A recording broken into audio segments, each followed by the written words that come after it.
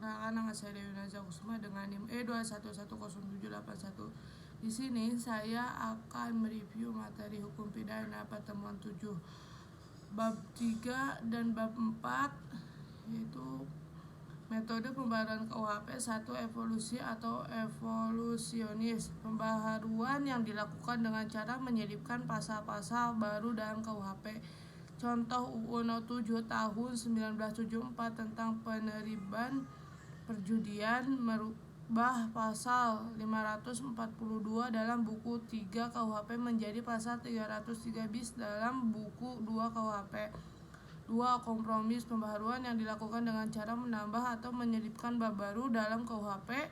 Bila ada aturan baru cukup ditambah atau diselipkan saja. Misal UU No 4 tahun 1976 tentang sarana dan prasarana penerbangan, menambah bab baru dalam KUHP yaitu dalam buku 2 pasal 479A sampai dengan pasal 479R. 3. Global, pembaharuan hukum pidana yang dilakukan secara keseluruhan, baik hukum pidana material maupun formal.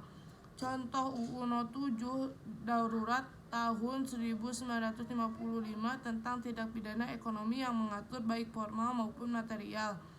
5. Periodisasi pembaharuan KUHP, perubahan, penambahan, pembaharuan UU hukum pidana telah diatur dalam UU, diantaranya UU No 1 tahun 1946 tentang peraturan hukum pidana. Bab 4. Hubungan sebab akibat atau kausalitas atau kausalitate. 1. Tujuan dari ajaran sebab akibat A. Untuk menentukan ada atau tidaknya tindak pidana. B. Penentuan subjektif yang dianggap sebab adalah keadaan kejadian. Tinjauan terhadap teori kausalitas. 1.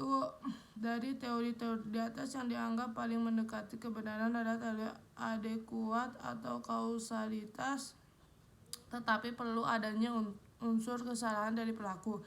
2. Teori adekuat dari von Kries ini dianggap jiwa hukum pidana karena dapat melindungi kepentingan hukum dari perbuatan yang memperkosanya, tapi kelemahan teori ini banyak menggunakan istilah yang kurang jelas.